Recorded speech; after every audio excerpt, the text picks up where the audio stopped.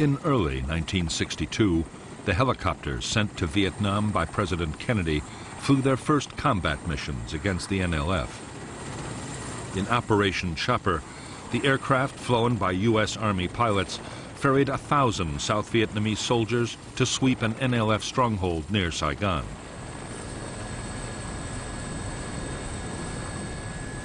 It was the beginning of a whole new phase of the conflict.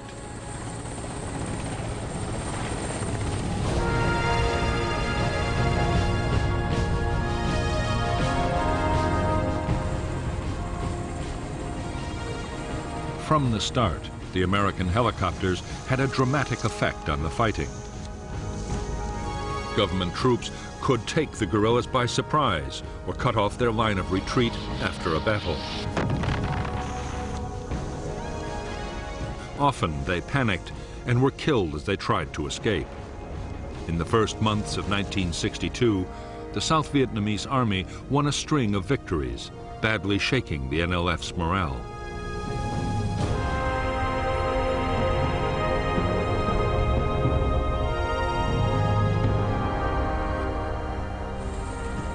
Using helicopters for offensive operations called for a whole new set of tactics. It was a complex business in which helicopter forces and ground units had to be strictly coordinated. But the aim was simple.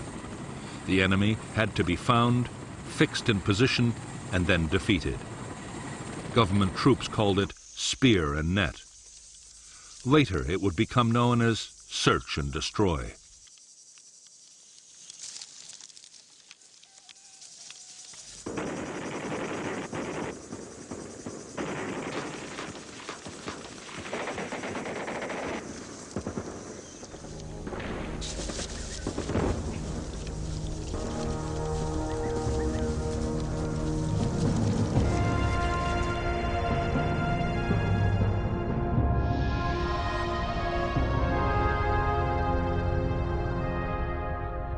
A search and destroy operation usually began with intelligence locating an NLF unit.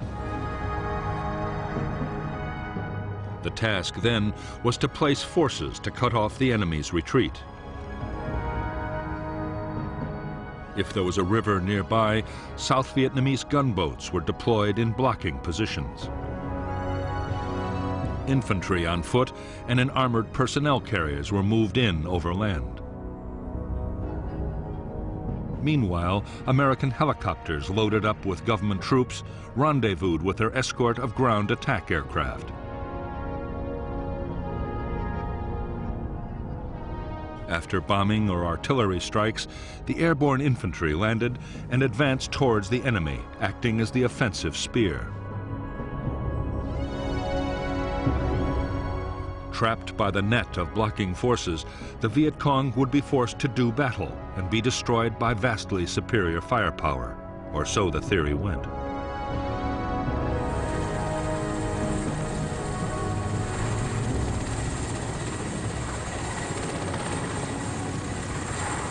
The instant success of helicopter operations seemed to prove that the approach favored by the Americans was the right one. What U.S. advisors wanted now was more and bigger offensive operations.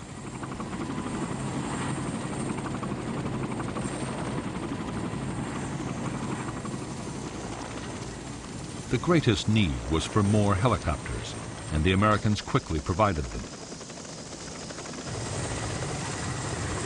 A series of government victories followed, and soon it looked as if the South Vietnamese army might, in the not-too-distant future, actually defeat the guerrillas.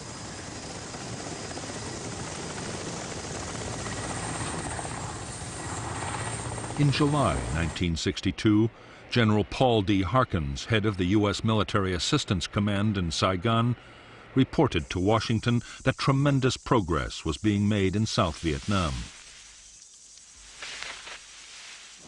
It was just what President Kennedy wanted to hear, and in the White House there was a deep sense of relief.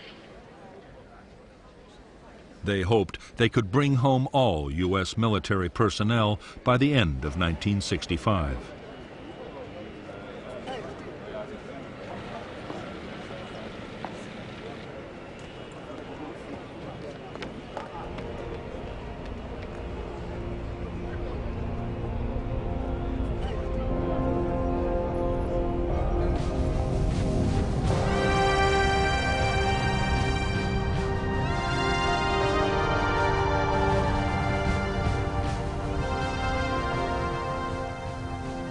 To Ho Chi Minh and the leaders of North Vietnam, the big increase in American military support for the South was deeply troubling. Did the U.S. mean to put in combat troops? Or perhaps even invade the North itself?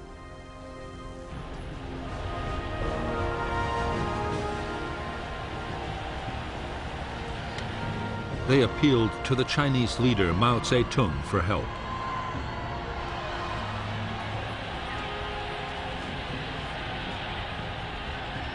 Mao was anxious to be seen as the champion of liberation movements around the world.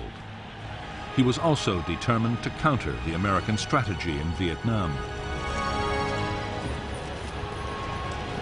In the summer of 1962, the Chinese leader promised Ho Chi Minh substantial support for the guerrilla war against the Southern government. Right away, North Vietnam would get 90,000 extra rifles for the Viet Cong.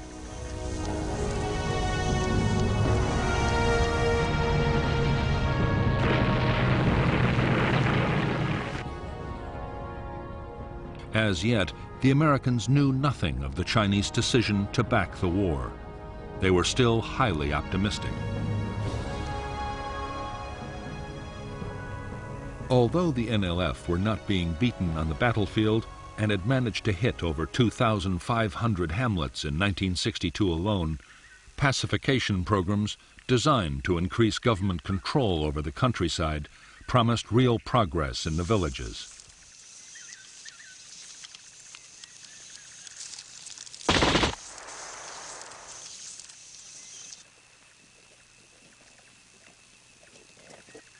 In a program coordinated by the Central Intelligence Agency, U.S. Special Forces were working with Montagnard tribal groups in the Central Highlands of South Vietnam.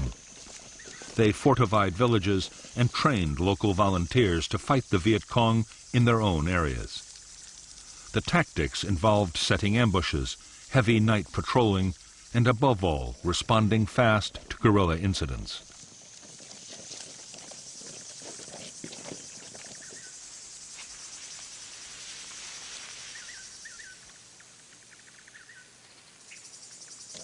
The civilian irregular defense forces created by the American teams were highly effective.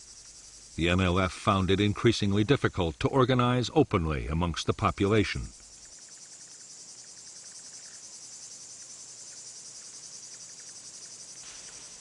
At its peak, the program would encompass thousands of villages and hundreds of thousands of people.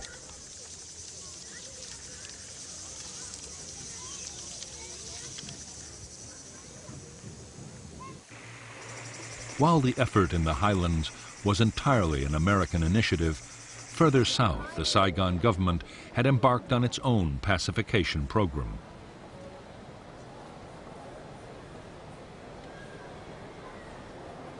Backed by the CIA, called the Strategic Hamlets Program, the idea was to create 11,000 settlements which could defend themselves from the Viet Cong and bring government authority into the countryside. The campaign was a disaster from the start.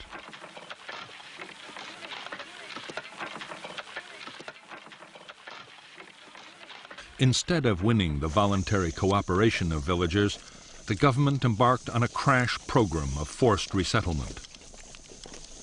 Families were moved, sometimes at gunpoint, from their traditional lands and the burial grounds of their ancestors. Funds promised for development were embezzled by corrupt officials.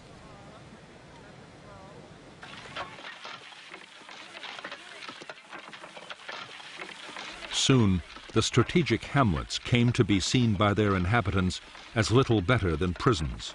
The result was a massive upsurge in support for the NLF, who vowed to destroy the strategic hamlets by every means possible.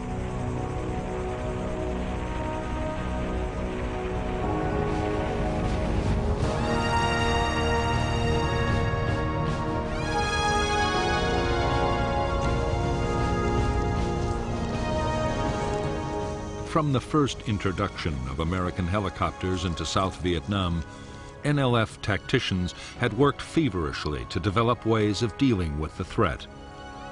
They had learned to mount ambushes with heavy machine guns near the obvious landing zones.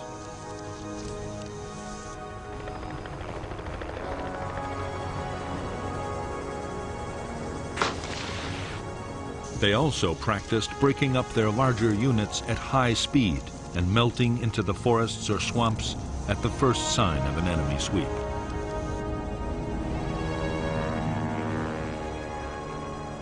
One of the biggest lessons learned by the guerrillas in 1962 was to keep their attacks short. Raids or ambushes were planned to last no more than 15 minutes. The idea was that even with helicopters, government forces would have too little time to react.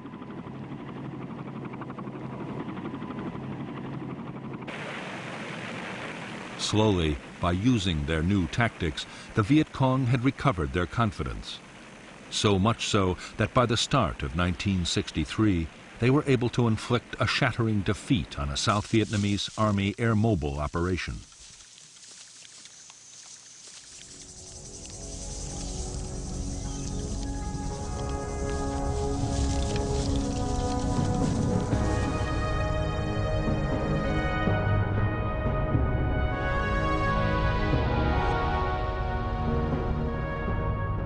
The hamlet of Ap Tan Toi in the Mekong Delta was believed by the South Vietnamese Army to be the location of a Viet Cong headquarters, a radio transmitter, and a small guerrilla force.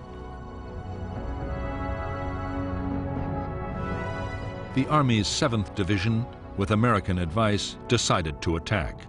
What they didn't know is that they were walking into a trap. The South Vietnamese Army were lured in so the NLF could for the first time test their effectiveness against militia and airborne units. The operation was launched on January 2nd, 1963.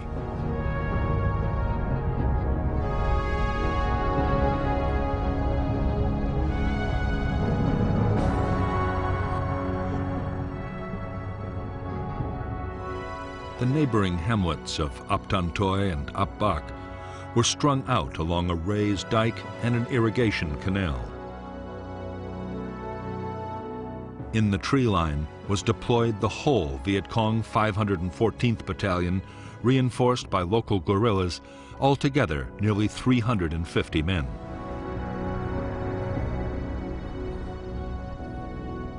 The 11th Regiment of the South Vietnamese Army landed north of Ap Tan Toi and exchanged fire with the Viet Cong. Meanwhile, a civil guard task force pushing from the south ran straight into the Viet Cong at Ap Bac and was stopped in its tracks.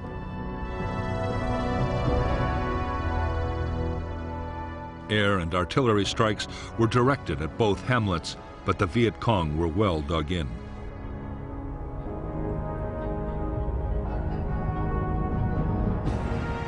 A reserve company of Army troops was landed in transport helicopters to attack Ap Tan Toi.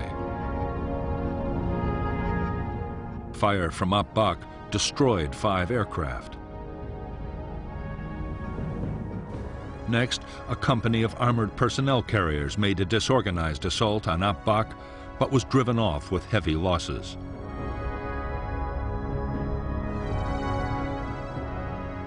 Airborne reinforcements were dropped in the wrong place by the Army commander.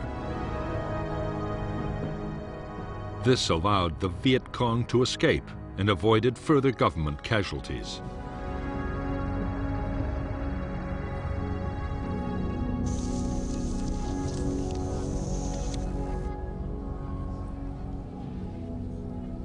For the Viet Cong, the Battle of Ap Bac was a stunning victory. For the first time, they had stood their ground against helicopters and armored vehicles. Almost 400 South Vietnamese troops were killed or wounded. 3 American advisors were also killed, and they had lost only 9 men themselves. As the news swept through the hamlets and villages of Vietnam, Viet Cong morale and recruitment soared.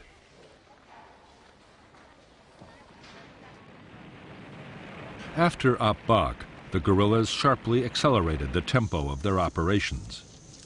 Attacks on strategic hamlets were launched almost every day, and hundreds were overrun.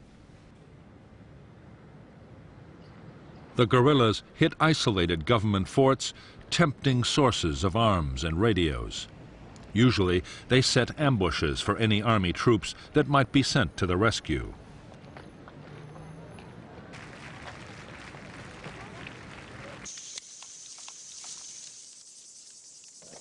The South Vietnamese Army's attempts to find the Viet Cong's big units and make them fight seemed increasingly futile. One major sweep after another failed to find the guerrillas in any numbers.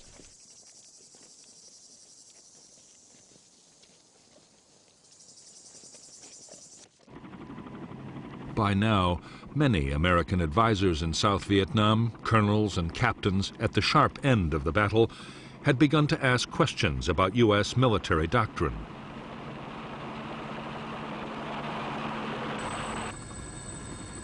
They were training the South Vietnamese to depend on big operations and very heavy firepower. As a result, large numbers of civilians were being killed, which could only increase support for the NLF. And in spite of everything, the guerrillas were usually escaping the net.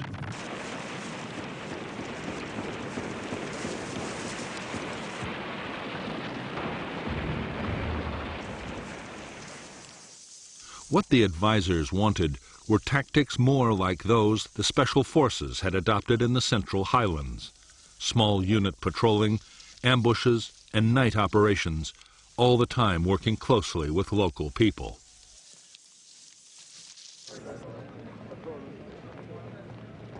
In Washington, the suggestion met with some hostility. As far as the generals were concerned, the job was to find the enemy and destroy him with as much firepower as could be mustered.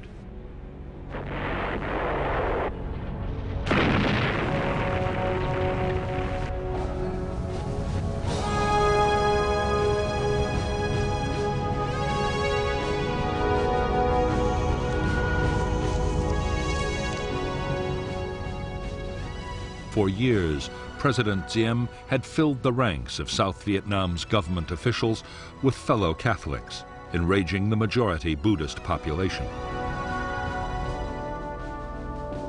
From the beginning of May 1963, there were widespread protests.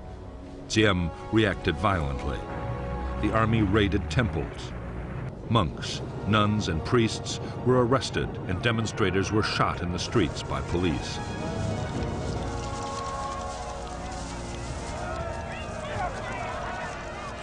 In July, students began their own mass actions in support of the Buddhist cause. By the fall of 1963, South Vietnam was sliding into political chaos. As sheer mismanagement looked set to destroy the country, Army generals directed by the CIA hatched a plan to overthrow the president.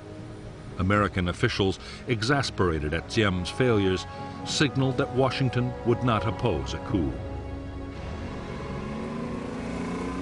The plotters made their move on November 1st, 1963, attacking the presidential palace with armor and aircraft. The generals had promised that President Diem would be allowed a safe flight into exile. However, the day after the coup, Diem was brutally murdered along with his brother Nhu by unidentified assassins. 3 weeks later, on November 22, 1963, in the United States, President Kennedy was himself assassinated.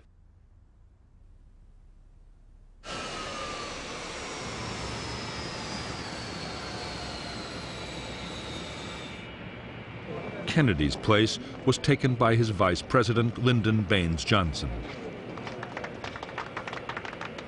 Johnson had always been wary of America's involvement with Vietnam. Now he had inherited a strong U.S. commitment to the South. Whatever his private doubts, it was a commitment he was determined to honor.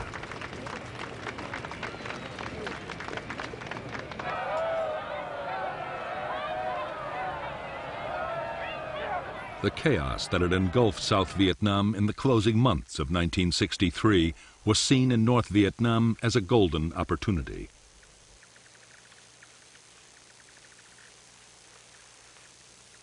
Ho Chi Minh and most of his fellow leaders saw the chance of a quick victory if the war was stepped up fast.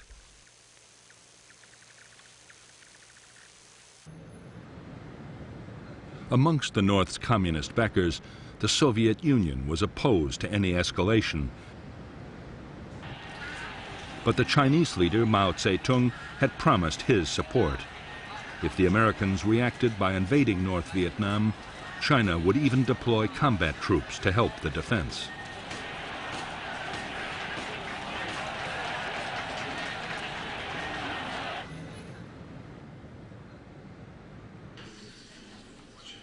In December 1963 in Hanoi, the Central Committee of the Communist Party approved measures to intensify the war in South Vietnam.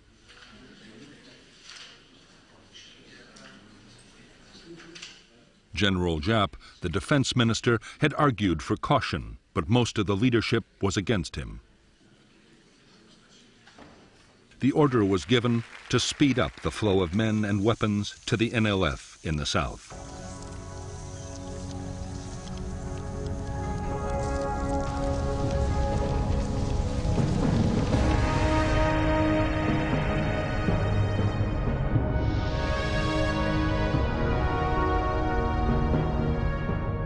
In 1959, a specialized North Vietnamese Army unit, Group 559, had been formed to create a supply route from the north to the Viet Cong in South Vietnam.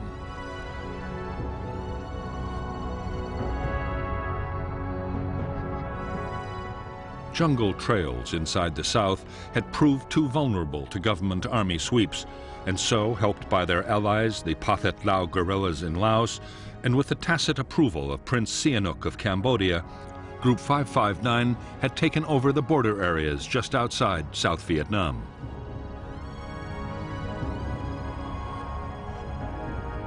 A primitive route was developed, soon known as the Ho Chi Minh Trail, with offshoots into Vietnam along its entire length.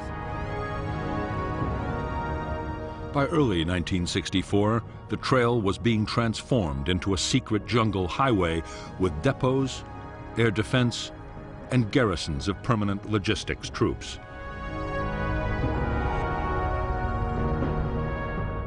Meanwhile, another unit, Group 579, controlled the infiltration of men and weapons into South Vietnam by sea.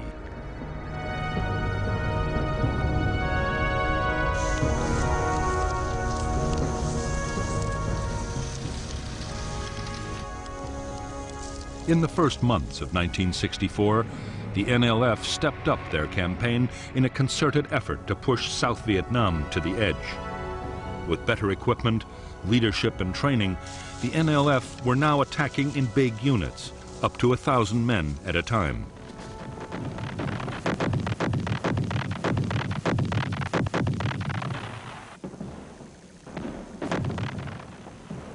As the guerrillas sensed victory and piled on the pressure, on January 30th, there was yet another military coup in Saigon. The U.S. Defense Secretary, Robert McNamara, was dispatched to Vietnam to boost the authority of the new leader, General Nguyen Thanh. Yet few American officials imagined Thanh could soon win popular support or rally the demoralized South Vietnamese army.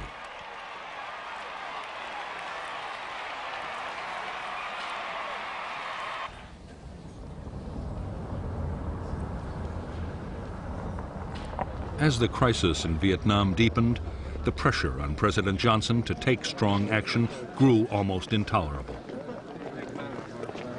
Many of Johnson's political opponents, including the Republican Senator Barry Goldwater, were calling for North Vietnam to be bombed and for U.S. troops to be sent to fight in the South.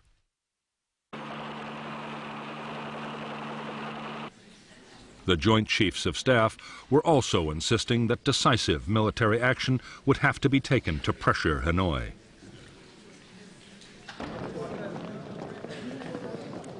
From the start, Johnson doubted that the United States could win a war in Southeast Asia. He also believed that neither Congress nor the American people would approve of open military intervention. However, he did agree to covert actions against North Vietnam, including secret bombing of economic targets and villages along the Laotian border.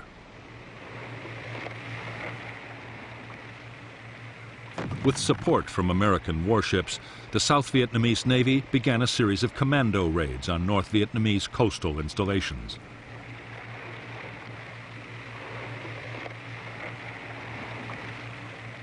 It was one such operation in August 1964 that would set the stage for a dramatic clash between U.S. and North Vietnamese naval forces. In the Gulf of Tonkin, the simmering conflict between the United States and Hanoi was sent spiraling towards outright war.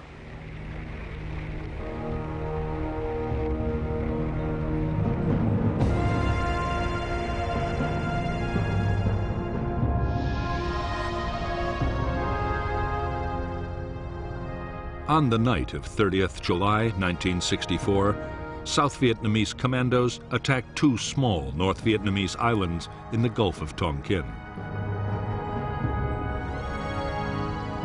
The U.S. destroyer Maddox, an electronic spy ship, was 123 miles south with orders to electronically simulate an air attack to draw North Vietnamese boats away from the commandos.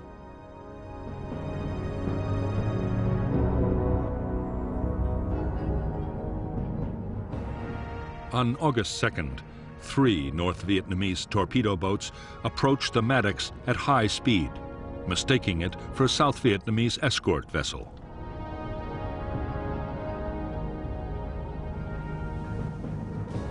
In the engagement that followed, the Maddox sank one of the craft and air support planes damaged the others.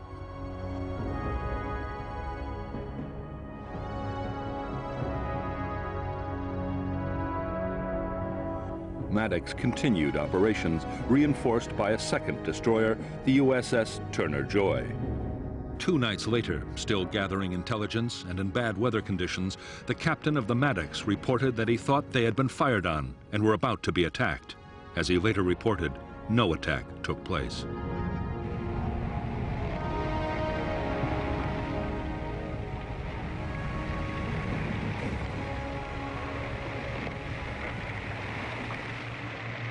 The possibility that the second attack had been imagined by tense sailors in the poor weather conditions was considered and rejected in the White House.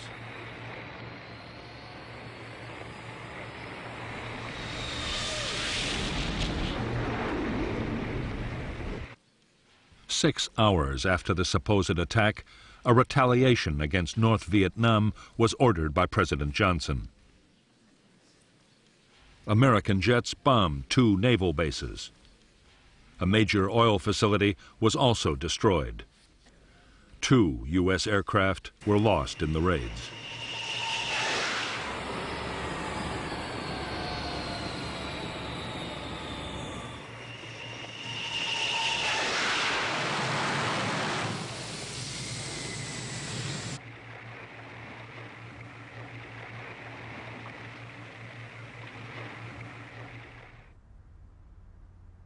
Within hours of the American airstrikes, the Chinese Premier Chou En-lai was calling on the Vietnamese to prepare to fight back. Chinese air units on the Vietnam border were heavily reinforced.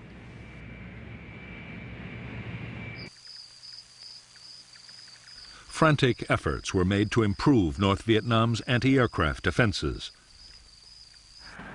At the same time, jets of the fledgling North Vietnamese Air Force returned to Vietnam from their training base in China.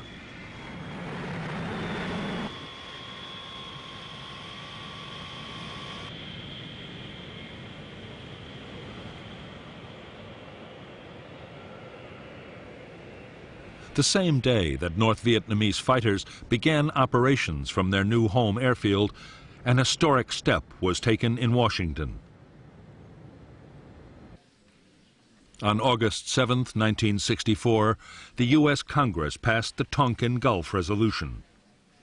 It gave President Johnson the freedom to take whatever actions he thought necessary to defend Southeast Asia.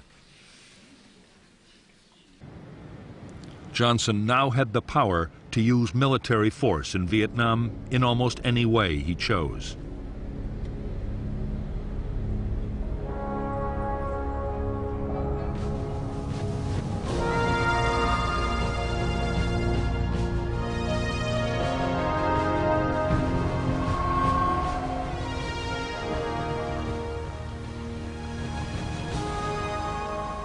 In North Vietnam, there was a growing fear that the United States meant to deploy troops in the south and perhaps even invade the north itself.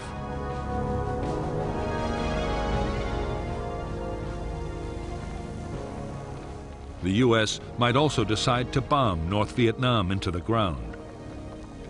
Communist leaders could only hope that fear of China would make the enemy hesitate before taking any drastic steps.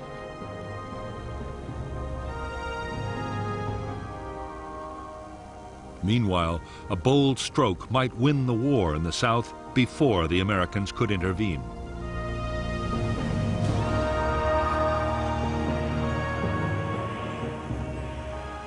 The plan was that the North Vietnamese army should be sent to fight in the South. Supplying them would be no easy task, but their well-trained and heavily armed regiments just might tip the balance. The aim was to topple the weakened South Vietnamese state within little more than a year.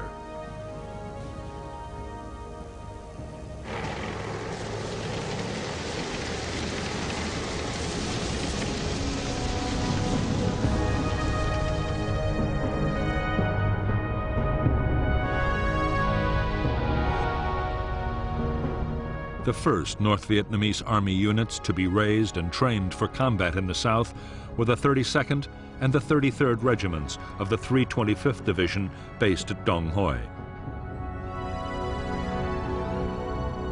The 66th Regiment of the 304th would follow next. The plan was that starting in October, the troops would march for 6 weeks down the Ho Chi Minh Trail and enter South Vietnam's central highlands in early 1965.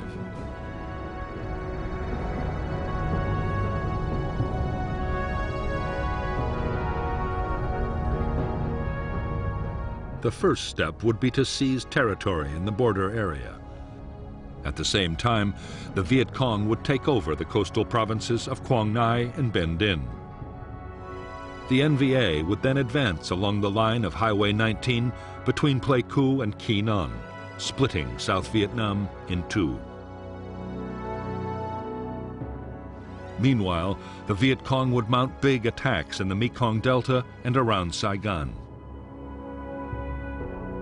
Victories there would open the way for a general offensive and trigger the popular uprising which would sweep away the Saigon government.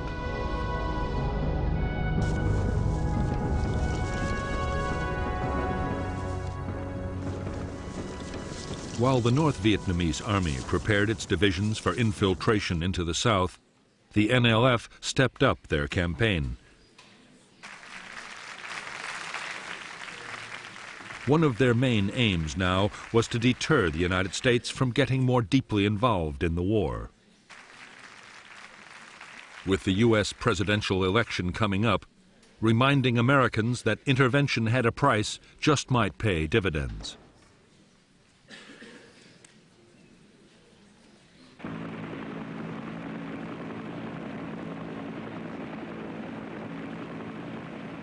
On November 1st, 1964, only 2 days before the election, Ben Hoa Air Base near Saigon was blasted by Viet Cong mortars. 4 Americans were killed and 76 wounded. 5 B-57 bombers were destroyed and 15 damaged. Although the attack seemed a blatant provocation, President Johnson was determined not to react in a way that might endanger his election chances. His restraint seemed to have paid off handsomely when, on November 3, 1964, he resoundingly defeated his rival, Barry Goldwater.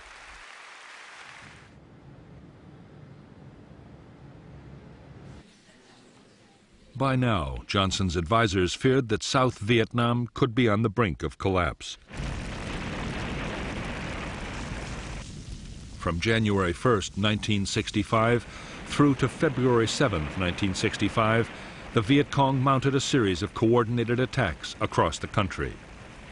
They took and held the village of Binh Gia, only 40 miles from Saigon, severely mauling government army units sent to the rescue.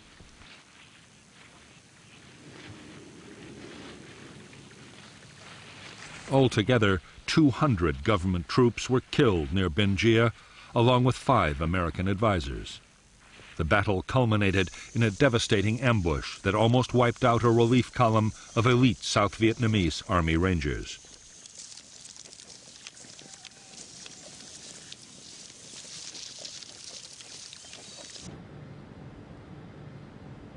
In Washington, the pressure to do something to save South Vietnam was now intense. Although Johnson doubted that bombing North Vietnam could dissuade it from supporting the Viet Cong guerrillas, he agreed to let military planners prepare a major campaign. Meanwhile, a series of strikes would be launched as reprisals if there was any major attack by the Viet Cong.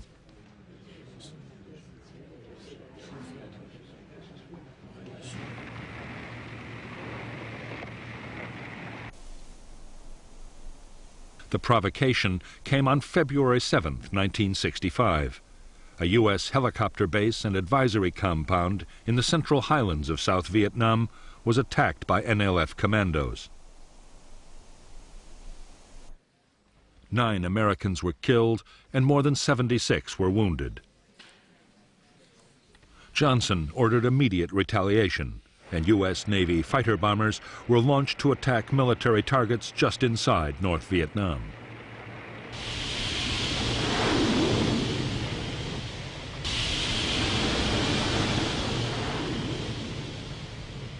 Only 3 days after the U.S. raids, there was another attack by the Viet Cong on Americans.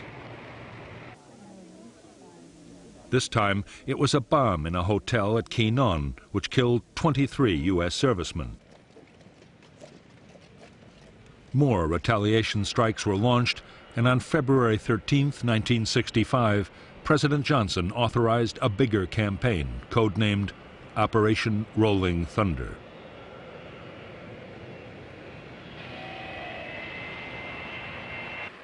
Rolling Thunder was to be a limited but long-lasting offensive.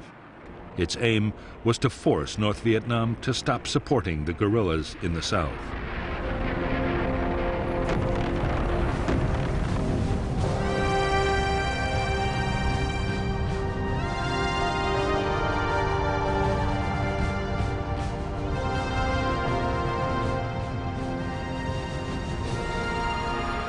As Operation Rolling Thunder got underway, the chief of the U.S. Military Assistance Command in Saigon, General William C. Westmoreland, grew increasingly worried about the security of bases involved in the campaign.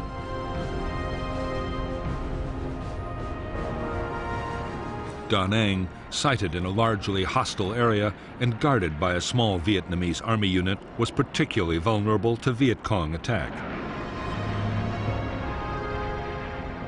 Westmoreland asked for 2 battalions of U.S. Marines, 3,500 men, to be deployed around the base.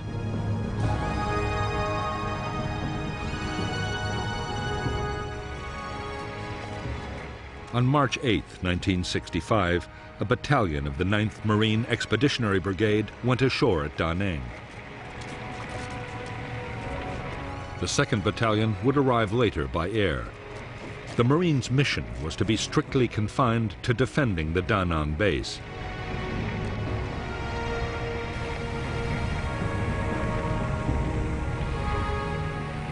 However, even as the troops were landing, General Harold K. Johnson, the Army Chief of Staff, was already in Saigon to talk about much bigger deployments.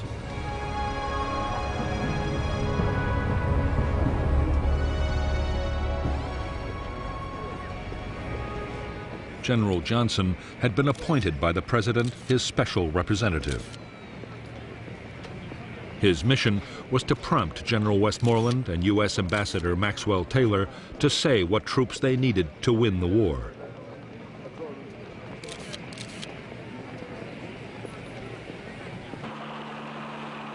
In fact, General Johnson and his fellow commanders on the Joint Chiefs of Staff already had a clear idea of the forces they wanted for Vietnam.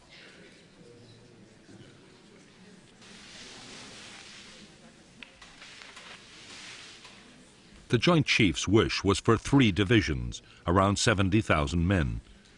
That was the number called for in their defense plan for Southeast Asia, Operation Plan 32.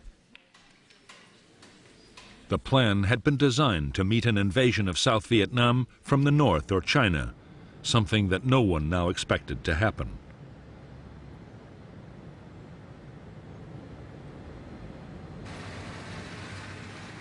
However, as part of the plan, airfields, communications, and other facilities had already been put in place. Now, large numbers of troops could be deployed as soon as the President gave the order.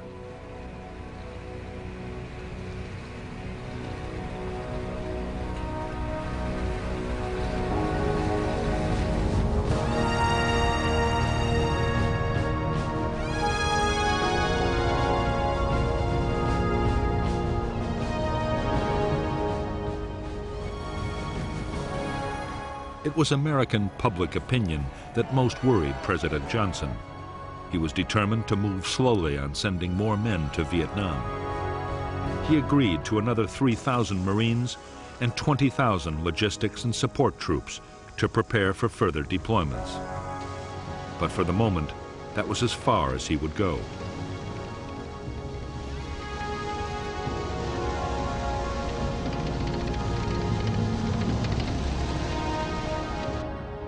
On April 7, 1965, at Johns Hopkins University, President Johnson offered economic aid to North Vietnam in exchange for peace. His offer was brusquely rejected by the North Vietnamese government.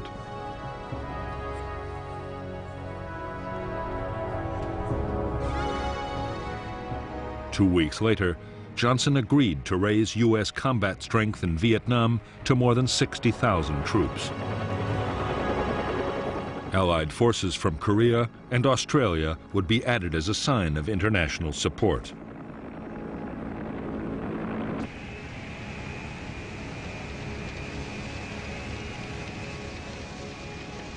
There were restrictions on how the U.S. commander in Vietnam, General Westmoreland, would be able to use the troops he had been given. They were to operate only inside clearly defined enclaves around their bases.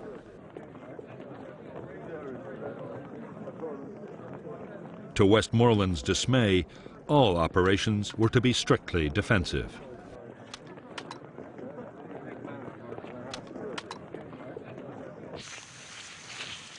The American policy of defending enclaves would soon be severely tested by the Viet Cong. The guerrillas were planning to unleash a massive offensive. The campaign was designed to inflict the final blows on the tottering South Vietnamese state.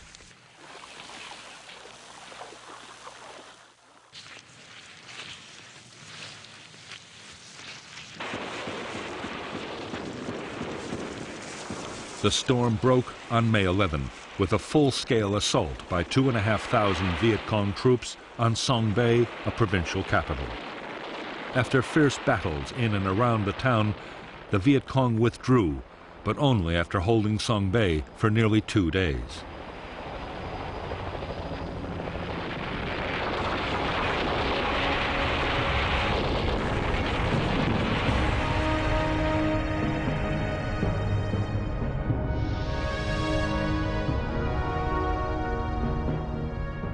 The Viet Cong assault on Song Bay was followed by a series of attacks to within a few miles of Saigon. Meanwhile, in the Central Highlands, U.S. intelligence had detected all the elements of the North Vietnamese Army's 325th Division and signs that the 304th was on its way.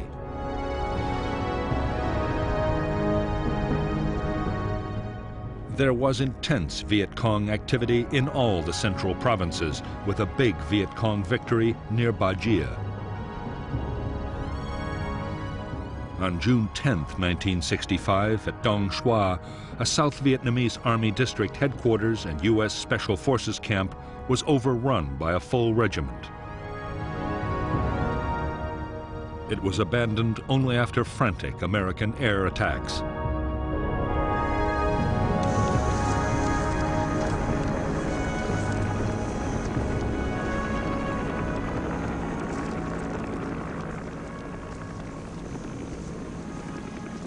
The sheer scale of the Viet Cong's new offensive had far surpassed anything that either the South Vietnamese Army or the Americans had anticipated. The government's best and most mobile battalions had been shattered.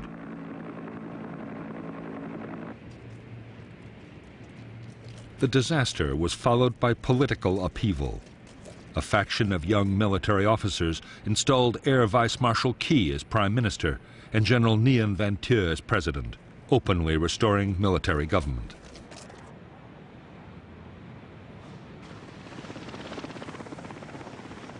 After the Viet Cong's May offensive, it was plain to the Americans that enemy numbers were much higher than they had thought.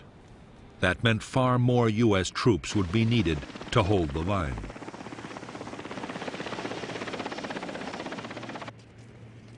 Estimates of just how many kept rising until on June 7, 1965, General Westmoreland asked Washington for 200,000 men.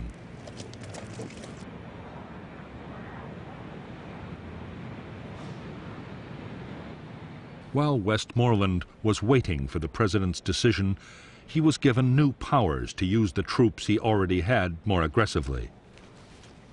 He would no longer have to confine his men to defensive enclaves, but could go out and attack the enemy.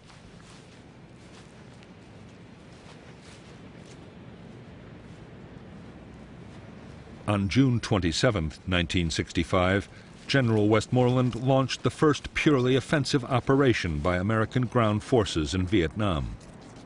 It was a sweep into NLF territory just northwest of Saigon.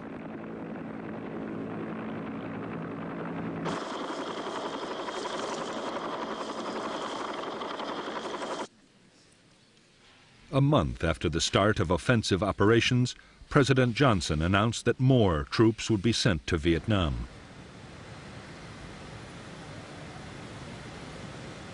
He was still playing down the scale of the commitment, but had already decided to deploy the 200,000 men he had been asked for.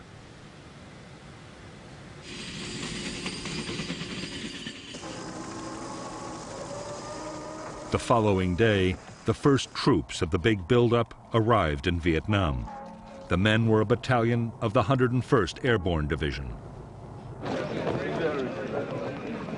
By this time, there was no longer any doubt about just what their mission would be. They were to find the Viet Cong's main force military units and destroy them on the battlefield.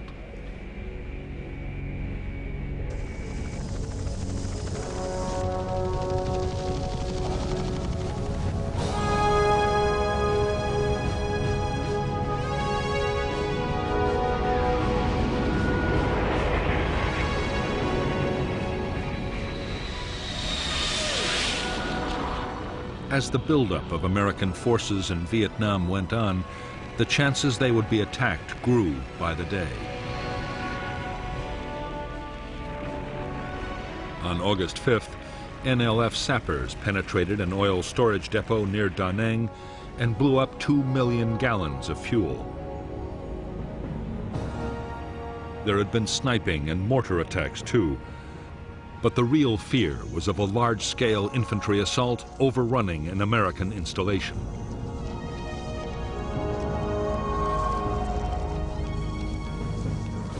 What the Americans needed was accurate and timely intelligence about what the enemy intended to do.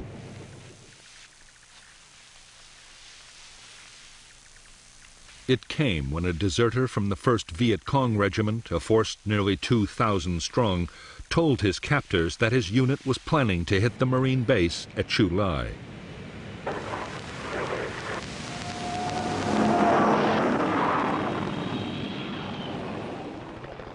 The Marines quickly planned a full-scale operation to trap the Viet Cong regiment in its assembly area. The operation was planned in the strictest secrecy. Codenamed Operation Starlight, and deploying 4,000 troops, it would be the first American regimental-sized battle since the war in Korea.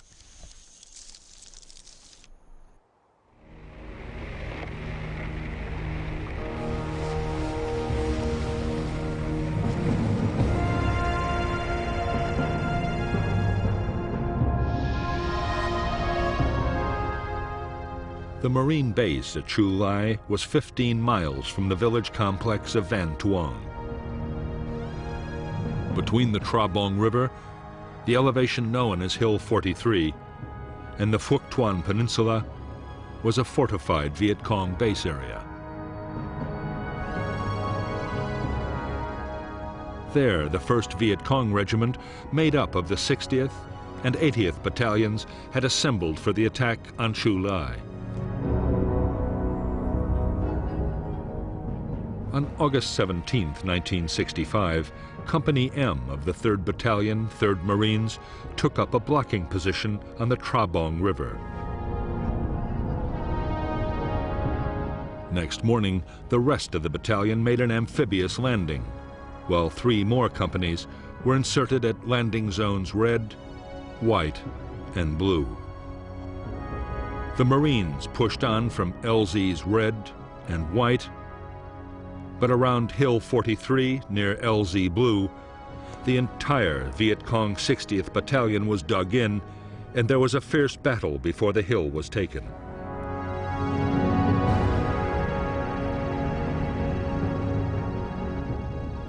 There was also heavy Viet Cong resistance near the hamlet the Americans called A Chuang Tu.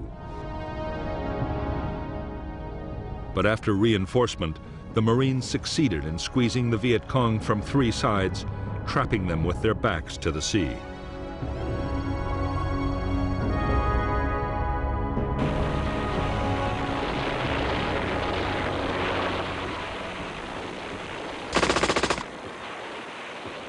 In Operation Starlight, it was the early battles that proved the heaviest. The first 2 companies in action took almost 1/3 casualties. 29 were dead and many wounded, but the Marines had claimed nearly 300 Viet Cong killed.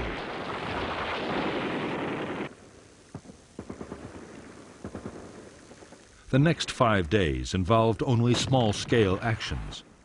As the Marines advanced, the Viet Cong, numbed by the shattering naval, artillery, and air bombardments, fought delaying actions as they tried to disengage.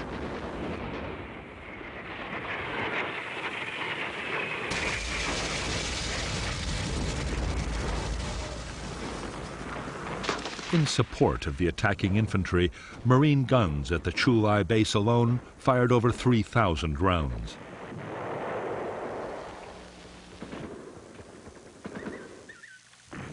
The ships fired another 1,500.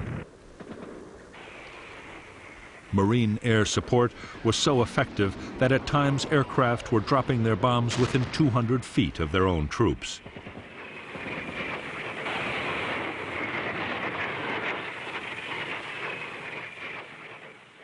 At the end of the operation, nearly 700 Viet Cong were claimed as dead.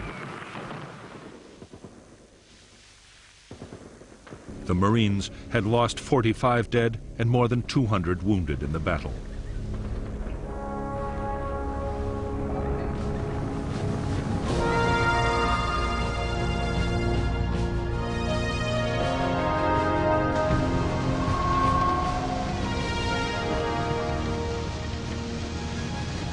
For the United States Marines, Operation Starlight had been a resounding victory. In the first major battle of the war, the guerrillas had been defeated on their own territory and by inexperienced troops.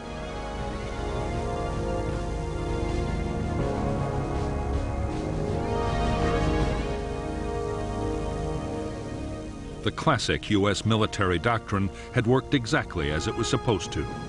The enemy had been found, fixed in position, and then destroyed with massive firepower.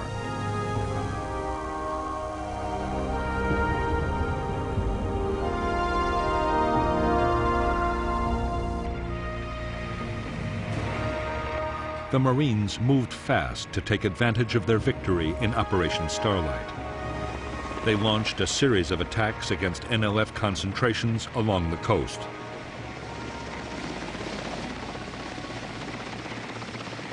Meanwhile, General Westmoreland's attention shifted to the Central Highlands.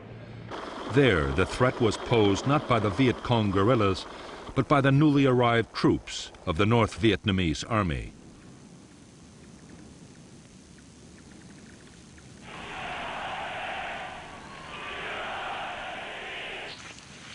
It was against these professional and highly trained regiments that the Americans would fight their next major battle.